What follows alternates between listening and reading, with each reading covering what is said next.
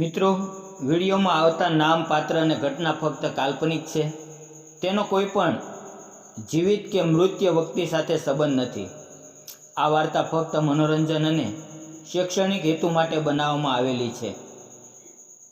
મિત્રો, હું ખૂબ જ નાની ઉંમરમાં વિધવા થઈ ગઈ હતી.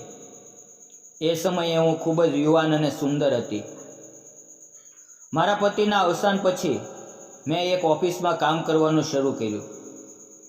એક વખત ઓફિસના કામને લીધે મારે ઓફિસના એક યુવક સાથે ટ્રેનિંગ માટે બહાર જવું પડ્યું. ત્યારે અમે બંને એક હોટલમાં રોકાયા. તે રાત્રે તે યુવકે ધીમેથી મારો હાથ પોતાના હાથમાં લઈને, નમસ્કાર મિત્રો, મારું નામ અનુરાધા છે અને મારી ઉંમર 27 વર્ષની છે. મેં મારું ગ્રેજ્યુએશન પૂરું કર્યું અને અભ્યાસ પૂરો થતાં જ મારા ઘરના લોકોએ મારી માટે સંબંધ જોવાનું શરૂ કર્યું. હું દેખાવમાં ખૂબ જ સુંદર હતી, તેથી મારા માટે સારા સંબંધો આવવા લાગ્યા. એક દિવસ એક સંબંધ આવ્યો. તે છોકરાનું નામ રાજેશ હતું. રાજેશ એક મોટી અને ખાનગી કંપનીમાં કામ કરતો હતો. જ્યારે મેં પહેલીવાર રાજેશને જોયો તે દિવસ આજે પણ મને યાદ છે. રાજેશ પોતાના પરિવાર સાથે મારા ઘરે આવ્યો હતો. મારી માએ મને કહ્યું કે હું ચા બનાવું અને બધાને આપું. મેં બધાને ચા આપી અને જ્યારે હું રાજેશ પાસે પહોંચી ત્યારે તે મને એક નજરે જોઈ રહ્યો હતો. મેં પણ છુપાઈને તેની તરફ જોયું. તે ખરેખર ખૂબ જ હેન્ડસમ હતો. અમને બંનેને આ રીતે એકબીજા સામે જોતા જોતા અમારા માતા પિતાએ પણ અમને જોઈ લીધા અને પછી બધા હસવા લાગ્યા.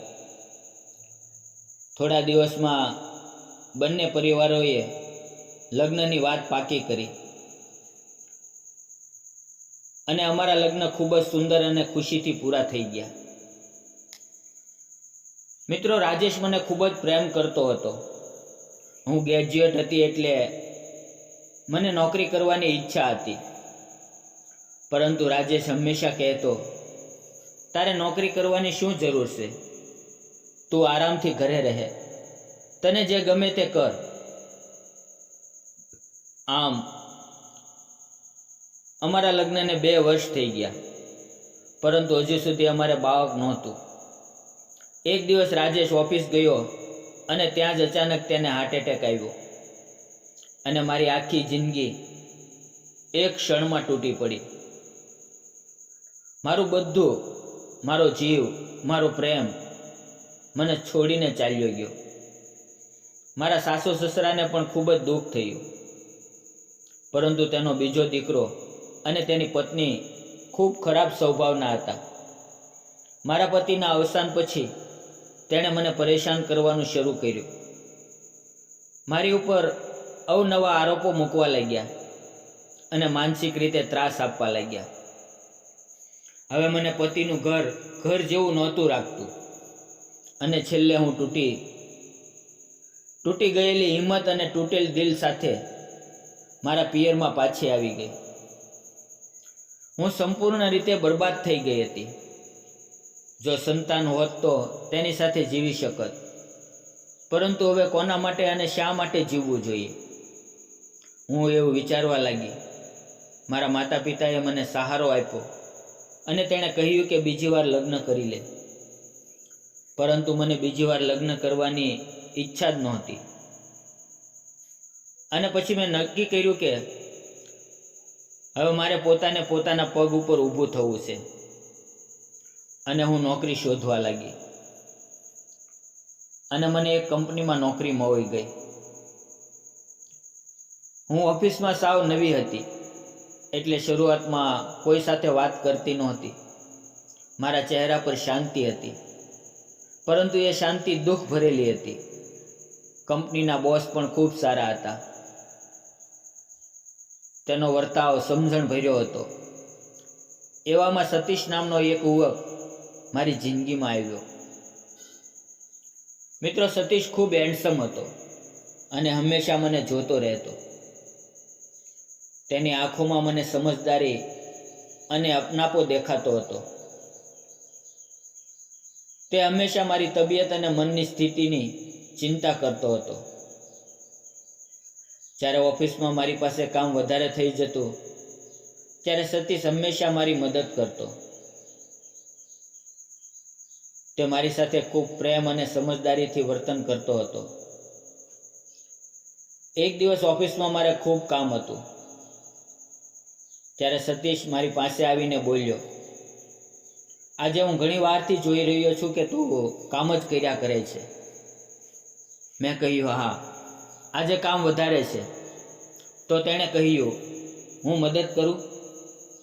શરૂઆતમાં મેં ઇનકાર કર્યો, પણ પછી તેણે જોર આપીને મારી સાથે રહીને કામમાં મદદ કરવાનું શરૂ કર્યું. થોડા દિવસ પછી ઓફિસના કામ માટે મારે અને સતીશને ટ્રેનિંગ માટે બહારગામ જવું પડ્યું. એટલે કંપનીએ અમારા બંને માટે હોટલમાં રૂમ બુક કરાવ્યા. શરૂઆતમાં અલગ અલગ રૂમ આપવામાં આવ્યા, પણ હું એકલી રહેવામાં અજાણી હતી.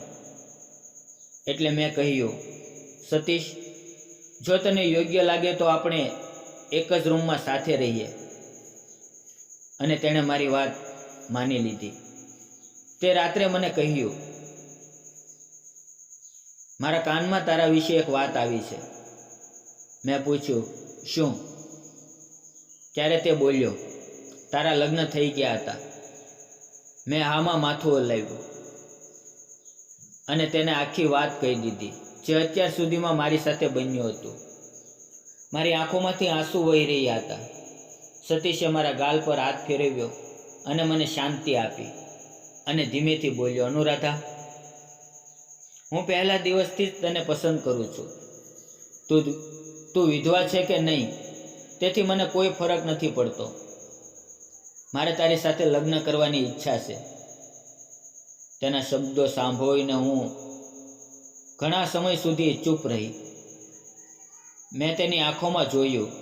એમાં સાચો પ્રેમ અને મને સ્પષ્ટ દેખાતો હતો. મારા દિલમાં પણ તેના માટે પ્રેમ હતો. મેં મારી સહમતિ મારા હાથના સ્પર્શથી આપી દીધી. થોડા દિવસ પછી સતીશ મારા ઘરે આવ્યો અને મારા માતા પિતાને કહ્યું, મને તમારી દીકરી અનુરાધા ગમે છે અને હું તેની સાથે લગ્ન કરવા માંગુ છું. મારા માતા પિતાએ ખુશી ખુશી સહમતિ આપી અને પછી અમારા કોર્ટ મેરેજ થઈ ગયા. આજે હું અને સતીશ ખૂબ આનંદથી જીવી રહ્યા છીએ. સતીશે મારા ભૂતકાળને અવગણ્યો અને મને સંપૂર્ણ રીતે સ્વીકારી. અમારી વચ્ચે વિશ્વાસ, સમજદારી અને સાચા પ્રેમનો આધાર છે. મિત્રો, જીવન ક્યારેક બધું છીનવી લે છે, પણ હિંમત એમાં છે કે તૂટી ગયા પછી પણ ઊભા થવું અને આગળ વધવું. તો મિત્રો, જો વિડીયો પસંદ આવ્યો તો વિડીયોને લાઈક, કોમેન્ટ અને શેર જરૂર કરજો. ફરી મળશું એક નવી વાર્તામાં, અને જતાં પહેલાં સબસ્ક્રાઈબ કરવાનું ભૂલશો નહીં. ધન્યવાદ મિત્રો.